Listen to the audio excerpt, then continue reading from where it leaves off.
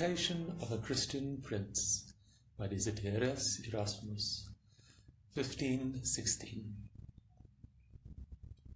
Translator's initiatory quotation. 3 virtues should be taught the royal heir.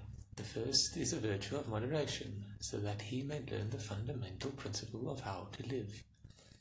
The second is a virtue of adaptability, so that he may learn the fundamental principle of how to conduct himself. The third is the virtue of filial duty, so that he may learn what is in accordance with nature and what is in contradiction to it. Constitution of Chow. Quotations by Erasmus. Before you sleep, read something that is exquisite and worth remembering. The main hope of a nation lies in the proper education of its youth. Education of a Christian Prince. To the most illustrious Prince Charles, grandson of the invincible Kaiser Maximilian, Desiderius Erasmus of Rotterdam sends greetings. Wisdom is not only an extraordinary attribute in itself, Charles, most bountiful of princes, but according to Aristotle, no form of wisdom is greater than that which teaches a prince how to rule beneficently. Accordingly, Xenophon was quite correct in saying in his Oikonomikos that he thought it something beyond the human sphere and clearly divine to rule over free and willing subjects. That kind of wisdom is indeed to be sought by princes, which Solomon, as a youth of good parts, spurning all else, alone desired, and which he wished to be his constant companion on the throne.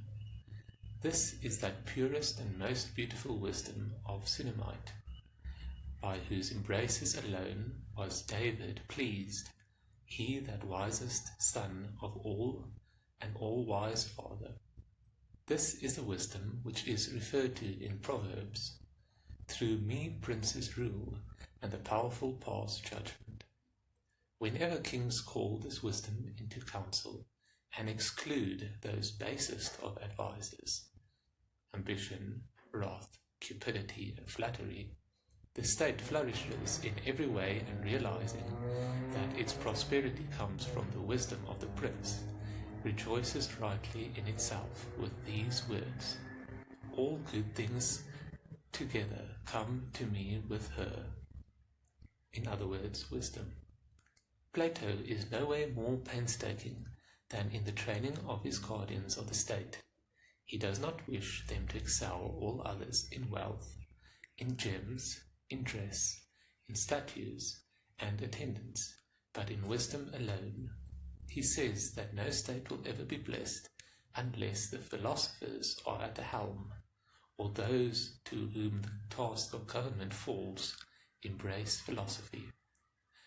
By philosophy I do not mean that which disputes concerning the first beginning of primordial matter, or motion and infinity, but that which frees the mind from the false opinions and the vicious predilections of the masses, and points out a theory of government according to the example of the eternal power.